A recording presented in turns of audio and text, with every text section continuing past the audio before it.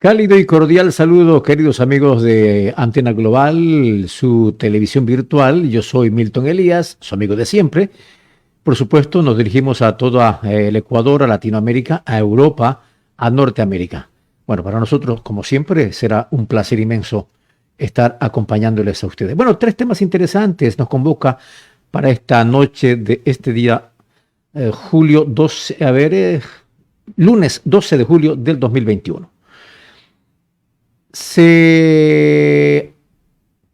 Definitivamente culminó el paro convocado por los sectores arroceros con el gobierno nacional tras un diálogo. Fue un día bastante tenso el que vivió la República del Ecuador. Sí, dieron cierre de vías, algunas escaramuzas con la fuerza pública, la presencia bastante fuerte de parte de los agricultores, especialmente el sector arrocero. Vale recalcar, según hemos podido observar durante el día, el sector arrocero prácticamente lideró el tema de las protestas el día de hoy. El paro nacional, como se había manifestado, paro indefinido nacional.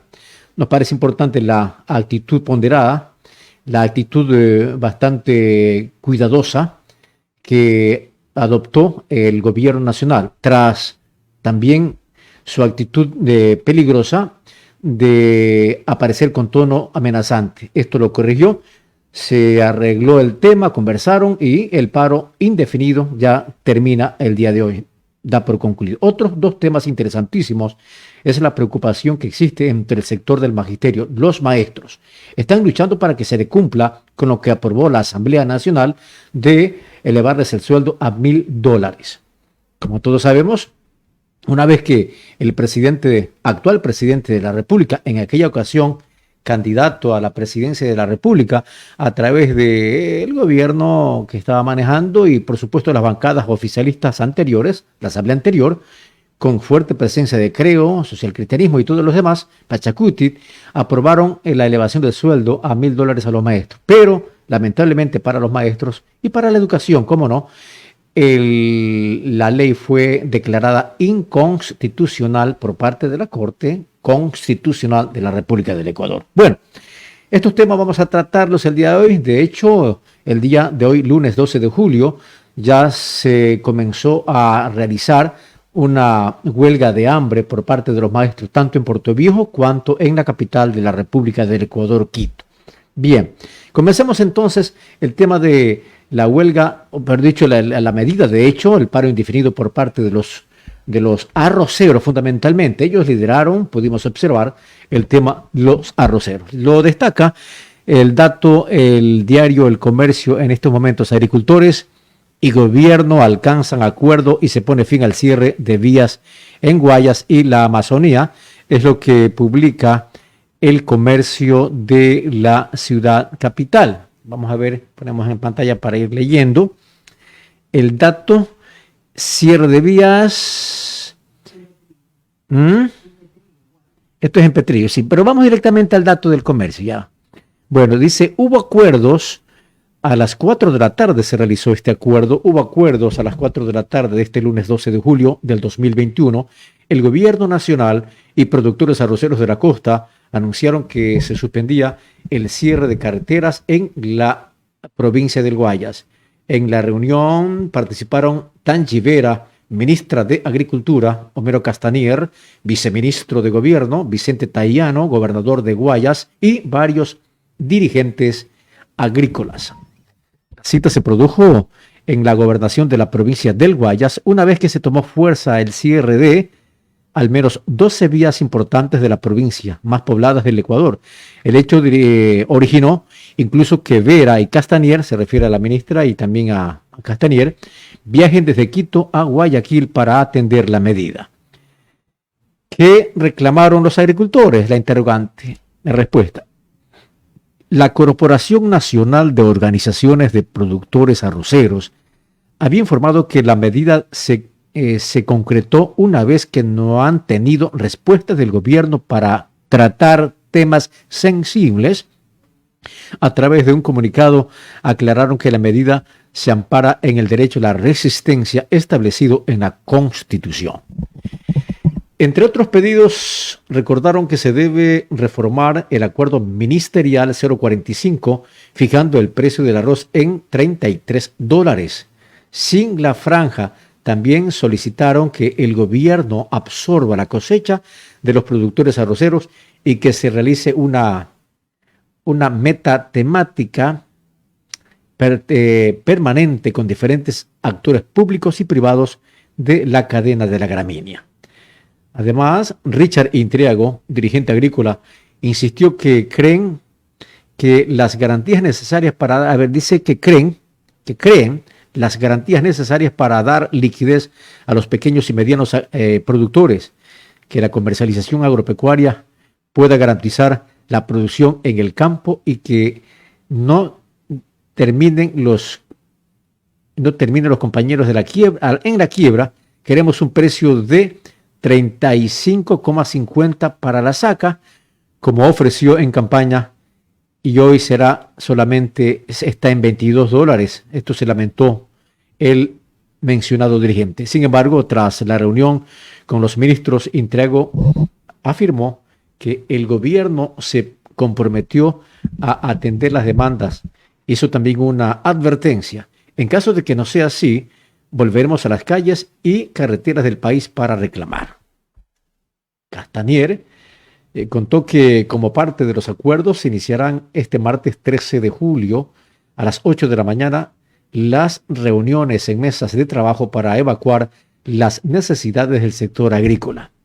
Vera agregó que tras el debate profundo se acordó las reformas a ciertos acuerdos ministeriales que permitirán establecer un precio justo para productos como el arroz y la caña. Algo adicional que hemos articulado con otras carteras de Estado es fortalecer protocolos de seguridad en nuestras fronteras. Hoy las Fuerzas Armadas inician un trabajo porque aquí lo que está afectando el mercado nacional es el descontrol de productos que ingresan de manera irregular. Mano firme contra el contrabando nos ayudará en la estabilidad de precios en nuestro producto. Bueno, lo más importante, yo creo que lo más importante, queridos compañeros. Entonces, están consiguiendo el precio. Den un poquito atrás para recordar, no sé si usted me haga acuerdo, el precio que quedaron de sustentación. Desde el principio. A ver, ahí, puede haber. Ahí, 35.50, ¿verdad? 35.50 están reclamando el precio de la saca del arroz. Lo que les ofreció en campaña, ahora está solamente en 22, ¿verdad? $22. Les ofrecieron en campaña, bueno, algunos temas interesantes para salir de este tema y entrar a otro tema. Les ofreció en campaña el presidente, en aquella ocasión, el candidato Lasso, les ofreció 35,50 la saca de la gramínea de arroz. Sin embargo, solamente está a $22. Es uno de los reclamos que hacían los señores arroceros. Hay dos inquietudes más que quiero poner de manifiesto y compartir con ustedes. Bueno, y los otros agricultores, por ejemplo, el tema de los maiceros está terrible. No sé si los señores maiceros no tuvieron liderazgo o qué pasó ahí. Bueno, sí, me parece importante investigar. Parece que no hubo acuerdo entre ellos mismos, porque aquí aparece solamente, al parecer el gobierno nacional les ha dado protagonismo solo a los arroceros. Al parecer el gobierno nacional les ha dado protagonismo a los señores arroceros. No queremos decir que nosotros sean los arroceros, no, tiene que ser el trato para todos.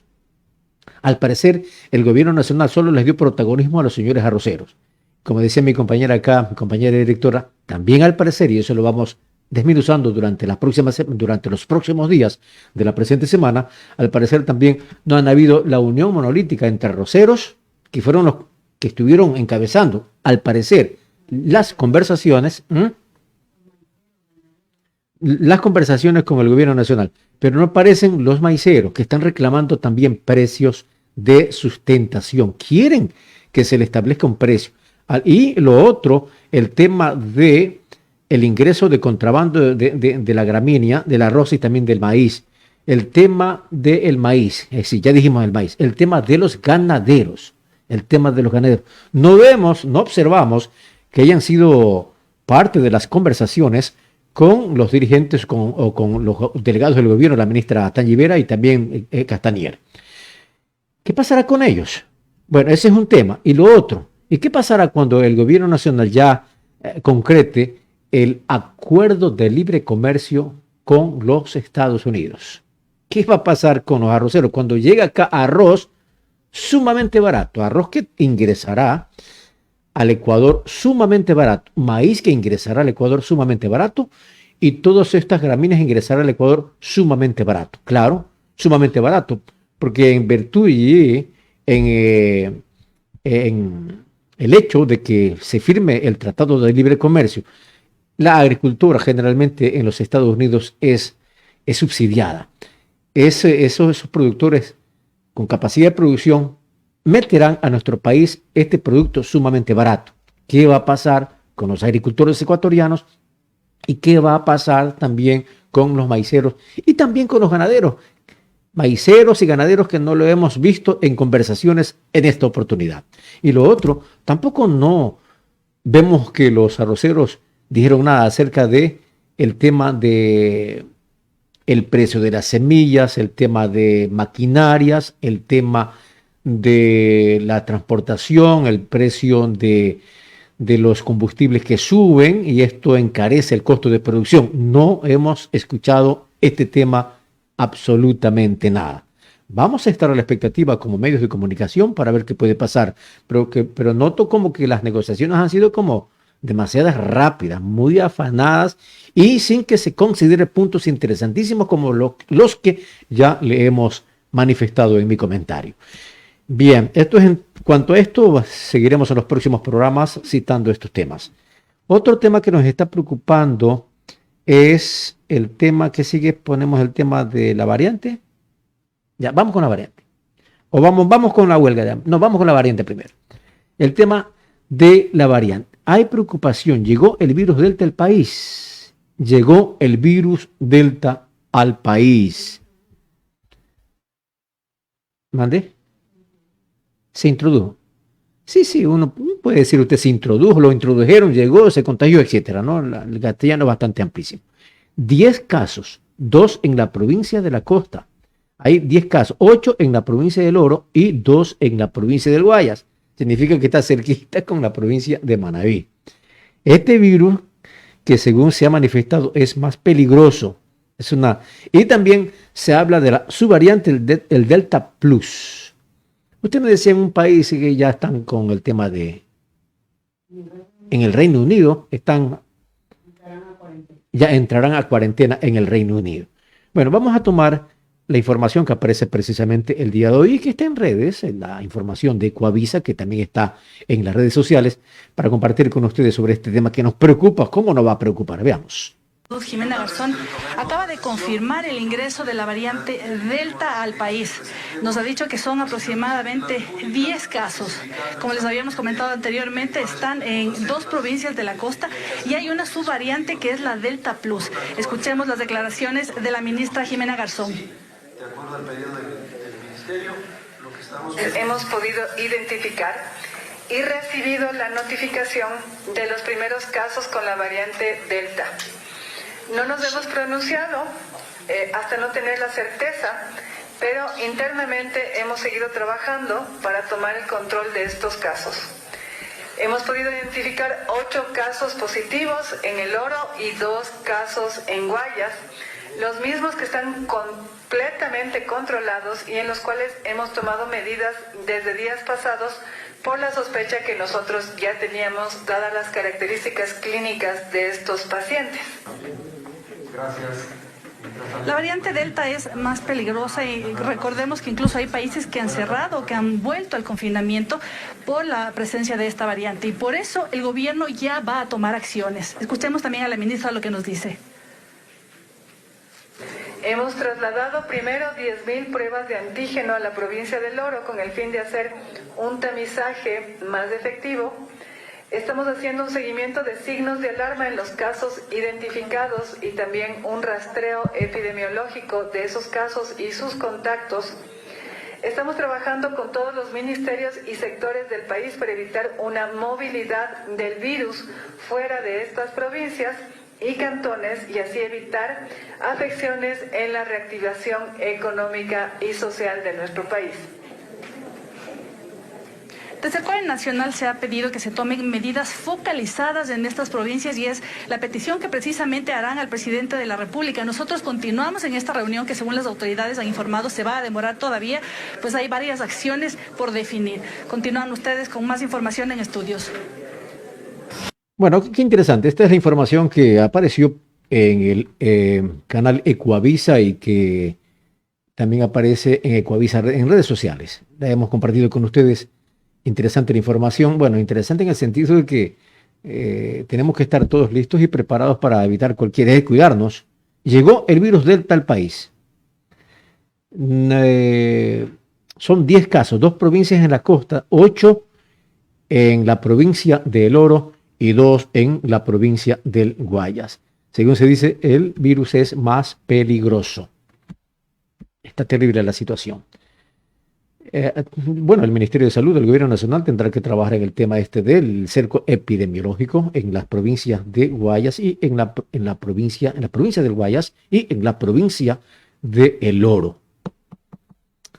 No deja de preocupar, estamos muy, pero muy impacientes sobre esta situación. Toca cuidar y toca que el gobierno, las autoridades de salud, le pongan mucho cuidado al asunto de la provincia del Guayas y en la provincia del Oro. Muy bien, otro tema que vamos a compartir.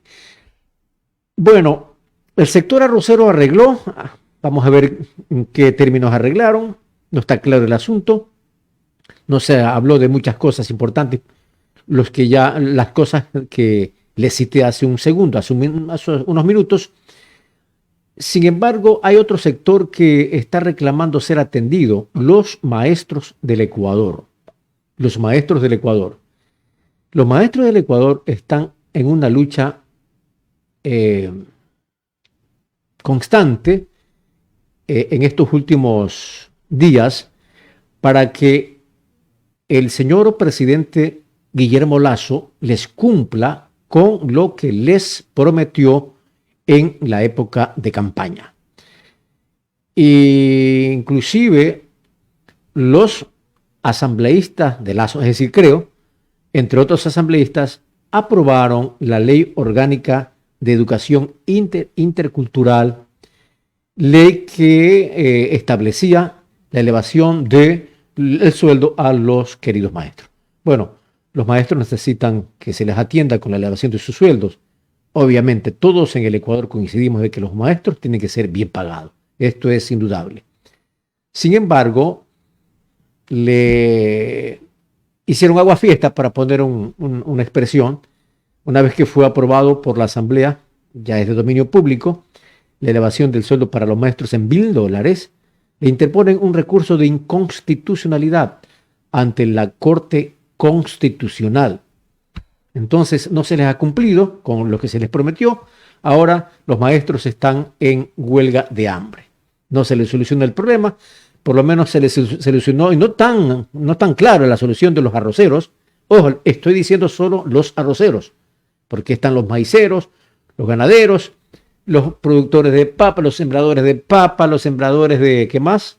Bueno, son amplios, los ganaderos, etcétera, etcétera. Solo notamos que se les ha medio solucionado el tema con los arroceros. No se les soluciona el problema de los maestros y ellos están en huelga de hambre. Vamos a revisar la huelga de hambre en Portoviejo. Veamos.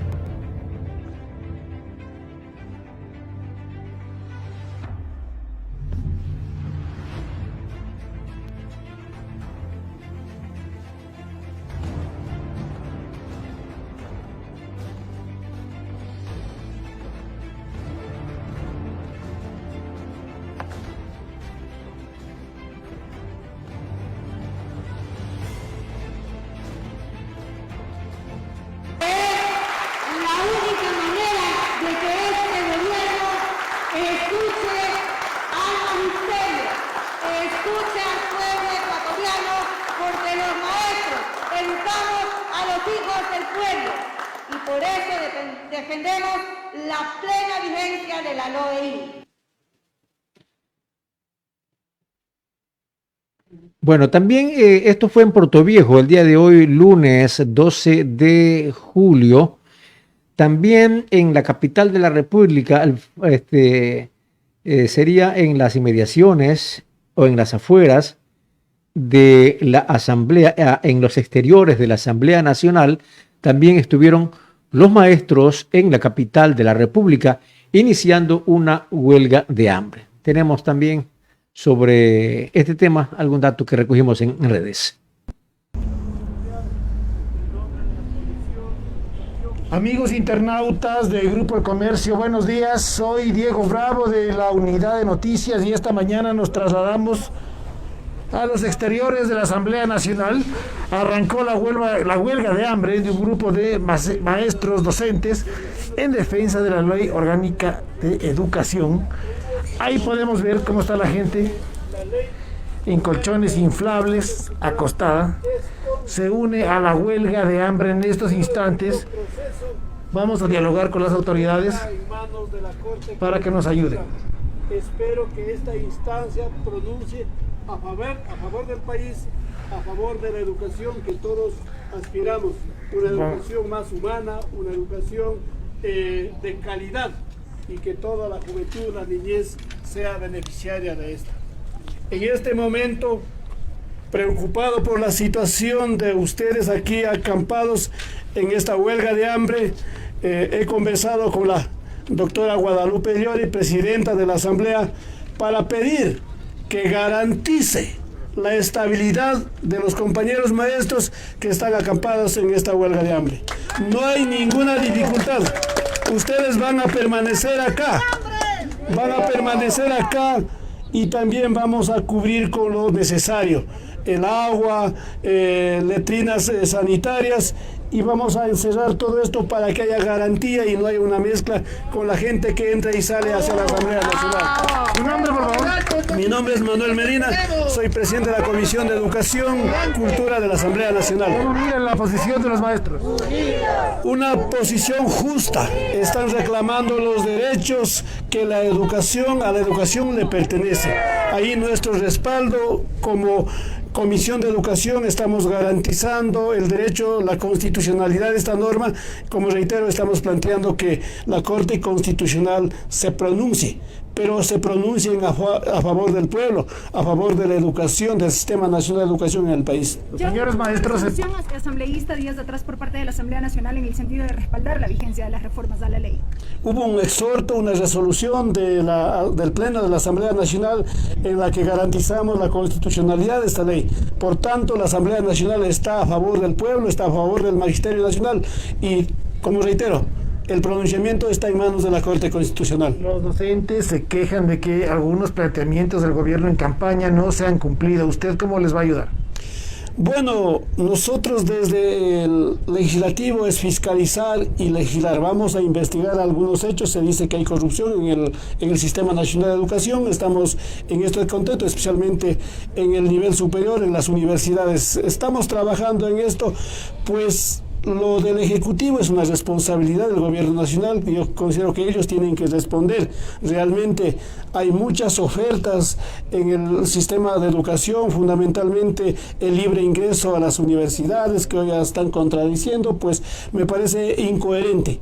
Una campaña debe ser a fin de responder ya en la ejecución del gobierno, ¿no? Estaremos en la mira, en el campo productivo. El señor presidente ofreció reducir a un 1% la tasa de interés para reactivar el campo, la producción. Hasta hoy se desconoce. Ejemplos como esto habrán muchos, pero en el campo educativo, en base a nuestras competencias, lo estaremos dando el seguimiento. Vale, gracias. Vamos a dialogar con Isabel Vargas, presidenta de la UNE Nacional. ¿Cómo se organizaron para esta protesta? Bueno, pues aquí estamos los maestros, están nuestros compañeros, nuestro compañero Elis Moreira, Dianita Carrera, Santiago, nuestro compañero Juan, Fernando, Félix, nuestro compañero dirigente de la UNE de Quito, Johnny Tamayo, nuestra dirigente del Cantón Rumiñahui, Dorita Morocho. Estamos aquí los maestros, la juventud, frente a la pretensión de este gobierno de declarar inconstitucional a toda la ley orgánica de educación intercultural bilingüe. Eso significa que el sector educativo queda desamparado, porque aquí se está recogiendo derechos que permite reparación y justicia para los estudiantes. Se recoge lo establecido por la Corte Interamericana de Derechos Humanos en el sentido de proteger la integridad de nuestros niños que fueron abusados sexualmente en el tiempo del correísmo y que no hubo justicia, y que el responsable político todavía sigue libre. Nunca más que nuestros niños sean violentados. Eso recoge la Ley Orgánica de Educación Intercultural Bilingüe. Aquí estamos defendiendo justamente la inclusión. Están nuestros compañeros del departamento DECE respaldando esta justa lucha, porque significa que va a haber una inclusión verdadera. Hay 50.000 fallecidos en el país, y eso significa que han aumentado los huérfanos que necesitan un tratamiento especial. Está aquí nuestra representante de la Federación de Estudiantes Secundarias, que significa la defensa de un bachillerato pues por especialidades. El presidente de la República en campaña ofreció el libre ingreso a la universidad, ofreció que escojan la carrera que ellos quieren. ¿Y cómo lo va a hacer si en respuesta al diálogo que nosotros hemos emitido, al presidente nos ha archivado, no quiere el diálogo? ¿Cómo entonces estamos hablando de un encuentro, de una mano extendida, cuando pretende violentar los derechos de nuestros niños y nuestros jóvenes? Por eso, esta decisión elevada, que significa el iniciar una huelga de hambre en defensa de la Ley Orgánica de Educación Intercultural Bilingüe, en defensa de la educación y en defensa de más de 8 millones que componemos la comunidad educativa. ¿Cuántas personas están en la huelga de hambre?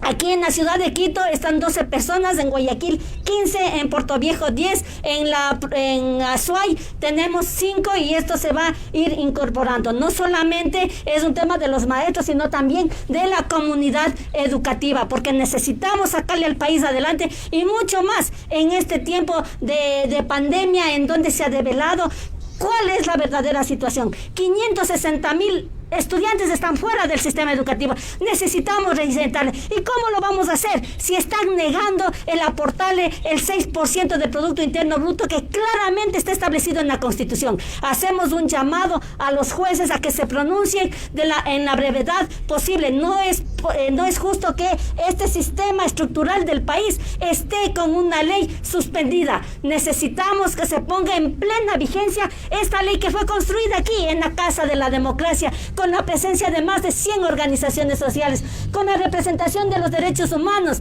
de aquellos niños que se representan, que defienden los derechos de los niños con discapacidad. Es decir, esta ley recupera derechos, y esos derechos van en beneficio de los niños, de los adolescentes de nuestro país. Ustedes se reunieron con el señor presidente en campaña. ¿Qué les ofreció? Bueno, pues nosotros no nos hemos reunido en campaña. Nosotros hemos denunciado, hemos pedido al CNE que se hagan los recuentos voto a voto. En esa desesperada carrera que tenía el señor Guillermo Lasso para llegar al poder, ofreció públicamente que iba a revalorizar la profesión docente, que iba a subir los sueldos, que iba a reinsertar a aquellos maestros que fueron despedidos, desvinculados, destituidos, y que le iba a invertir en educación, que iba a dar un libre ingreso a la universidad, y que no iba a criminalizar la protesta social. Y hoy, 48 días de su mandato, cuando él dijo que necesita solo 100 minutos, vemos todo lo contrario. Vemos que no le quiere invertir en educación, que no quiere reponer a nuestros compañeros destituidos, que el ministerio ya lo estaba haciendo, y ahora ha dicho que tendremos cárcel indefinida. Rechazamos esa posición del presidente de la República de no querer prestarle atención y no querer superar esta crisis catastrófica en la que se encuentra el sistema educativo. 4.500.000 estudiantes son los perjudicados. Pero no, apenas 48 días. Son 48 días que no quiere el diálogo. Él es el que no quiere el diálogo. Aquí está. La Unión Nacional de Educadores le ha pedido diálogo, y lo que ha hecho es archivarle. Entonces, no hay diálogo, no hay mano extendida, no hay encuentro. El encuentro está aquí. Está con mis compañeros que están dejando su vida por el presente y por el futuro de nuestros niños y nuestros adolescentes. Defraudados por el presidente. Nosotros hemos dicho que vamos a defender la educación, y la Unión Nacional de Educadores no se casa con ningún gobierno de turno.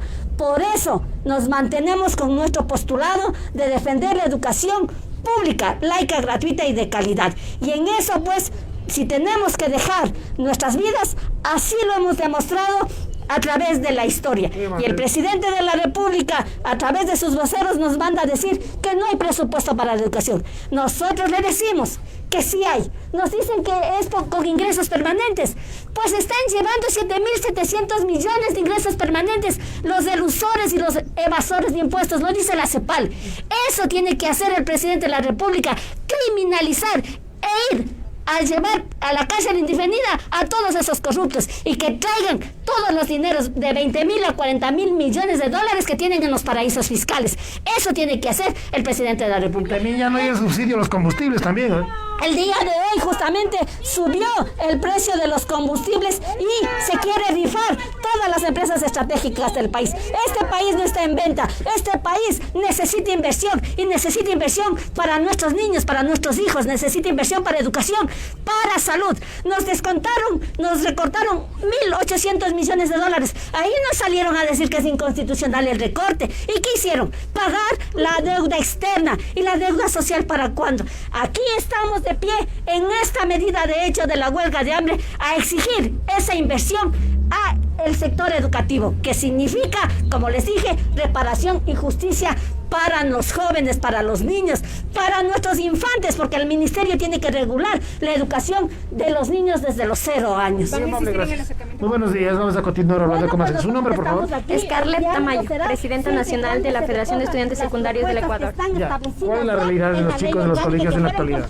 Como estudiantes secundarios hemos visto la necesidad de también apoyar y solidarizarnos con la huelga de hambre, ya que la reforma a la LOI trae beneficios a los estudiantes, como el tema del bachillerato. Por fin vamos a tener un bachillerato por especialidades y no un bachillerato improvisado como el BGU, pero también por otro lado por fin vamos a poder erradicar la violencia y acoso que existen en las aulas, que como recordamos en el 2015 explotaron más de 5.000 casos que se quedaron estancados en el tema administrativo. Hoy va a ir de la mano con el tema judicial para no poder seguir dándole un acompañamiento al agresor, sino más bien a la víctima.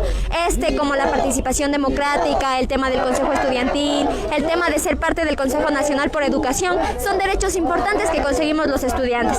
Es penoso como los defensores de que se dé de baja la reforma a la LOI solo dicen que es por el tema salarial de los docentes, pero no es así. Nosotros como estudiantes hemos analizado y aportado a la construcción de esta propuesta y por eso estamos en pie de lucha. ¿Cuántos estudiantes secundarios hay en el país?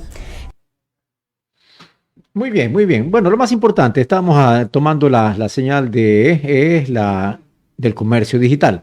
Bueno, gracias y felicitaciones a la información del comercio digital, el dato que hemos tomado de las redes sociales. Bueno, nuestro criterio personal es que hay que ayudar a los maestros. Vale decir que los maestros se merecen todo el aprecio, son las personas que nos enseñan las primeras letras. Los maestros están mal, pero mal pagados, los maestros están maltratados. De manera que desde nuestra posición, desde el editorial de Antena Global, estamos exhortando al gobierno nacional a que atienda todos los requerimientos de nuestros queridos maestros. Nuestro apoyo total para nuestros maestros del Ecuador y ojalá que se cumpla el anhelo de mejorarles sus sueldos, especialmente en el tema de los $1.000 que dice la Ley Orgánica de Educación Intercultural. Y por supuesto otros temas más que ya los maestros que era entrevistada por el periodista del Comercio daban a conocer. Bueno, vamos a culminar, queridos amigos, en nuestro programa, por supuesto, como siempre, para saludar a algunos de nuestros seguidores. Saludos para Tito Giovanni. ¿Cuál es el arreglo? Se refiere al arreglo al que llegaron los arroceros y el gobierno nacional. No está claro el arreglo, mi querido Tito Giovanni. Y dimos al principio que no solamente debieron haber conversado con los arroceros, sino que también estaban los que siembran papas, los que siembran cebollas, etcétera, etcétera, etcétera, los ganaderos, los maiceros. Bueno, ya los arroceros fueron los que encabezaron. Entonces, ¿cuál es el arreglo? Me parece una muy buena pregunta, parece una pregunta simple, pero me parece que es muy interesante la que hace mi querido Tito Giovanni. Saludos para ti, mi querido Tito, fue en beneficio de la gran mayoría, buena reflexión de Tito Giovanni. ¿O fue un arreglo igual que con los transportistas? Culmina con su reflexión nuestro querido Tito Giovanni. Saludos para Lice Morán. Huele a arreglo en beneficio de unos cuantos. Es otra reflexión que hace. Lice Morán. Huele a arreglo en beneficio de unos cuantos. Ya Lice, sí, más o menos, sí, disculpe, sí. Bueno, Lisette Morán sería, ¿no? Claro, sí. Bueno, y mañana a los hogares llegará a qué precio, arreglar un precio arroceros y quién arregla sueldo justo para pagar la canasta básica de las familias ecuatorianas. Otra interesante reflexión de Lice Morán. Nelly Fanny Cedeño Macías, buenas noches, abogado Milton Elías Macías y compañía desde Barcelona, España. Como siempre, mi querida Nelly Fanny, cálido, tórrido saludo para usted desde Antena Global en el Ecuador hacia Barcelona, España. Allá está Nelly Fanny Cedeño. Ana Lucía Cedeño García, gran amiga nuestra, Ana Lucía Cedeño García, nos está viendo y por supuesto va nuestro cálido saludo lleno de mucho aprecio, mi querida Ana Lucía Cedeño García. Vamos a ver qué dice Nelly Fanny Cedeño Macías, respondiendo a Ana Lucía Cedeño García. Hola, Anita Lucía, le dice. Anita Lucía dice, hola, amiga Fanny. Muy bien, se saludan entre ellas. Me parece interesante. Joseph Kotakachi también está viéndonos. Saludos para José Kotakachi. Saludos para José Arturo Velázquez. Hola, nos dice José Arturo Velázquez. Bueno, nos despedimos, queridos amigos. Como siempre, una corta transmisión. Casi no nos salió muy demasiado corta, no se nos extendió un poquito, porque valía la pena escuchar los pronunciamientos que hacían los maestros en esa cobertura interesante que también hacían los colegas del comercio digital, la señal digital del comercio. Bueno, vamos a despedirnos, queridos amigos, como siempre, desearles que estén como muy bien. Gracias por compartir con nosotros. Yo soy Milton Elías, esto es Antena Global, su canal virtual. Ana Lucía, gracias, abogado Milton Elías, bendiciones, gracias, mi querida Ana Lucía Cedeño García. Hace tiempo que no saludamos personalmente, la última vez que saludamos personalmente con Anita Lucía fue en una visita que hicimos conjuntamente con aquel entonces gerente de Melmanaví, el ingeniero, se me olvidó el nombre del ingeniero. Caramba, estamos con el Alzheimer bastante fuerte. Un gran amigo que estuvo como gerente de Melmanaví. Entonces, esa fue la última vez que tuvimos la gran oportunidad una noche de compartir con Anita Lucía. Anita Lucía cantó lindas canciones en aquella oportunidad. Se me olvidó el nombre de un gran amigo. Bueno, ya vamos a recordarlo. Bueno, nos vamos a despedir. Gracias por compartir con ustedes y nosotros, queridos amigos. Sí, Enrique Veloz, el ingeniero Enrique Veloz. Yo sabía que Anita Lucía estaba pilas y me iba a recordar. Se me había olvidado. Un gran amigo nuestro. Enrique Veloz dejó bastantes amigos, grandes amigos. Enrique Veloz es un hombre de carrera. Estuvo acá en la empresa eléctrica. Pero ¿para qué? Es un gran tipo, un gran funcionario, un gran amigo, y dejó muchos amigos acá, el ingeniero Enrique Veloz. Enrique Veloz. Bueno, gracias a Anita Lucía, gracias a todos, gracias a Fanny Nelly, a todos nuestros queridos amigos. Vamos a despedirnos, se los quiere muchísimo. Yo soy Milton Elías, esto es Antena Global, su canal virtual. Muchas bendiciones a todos, felicidades.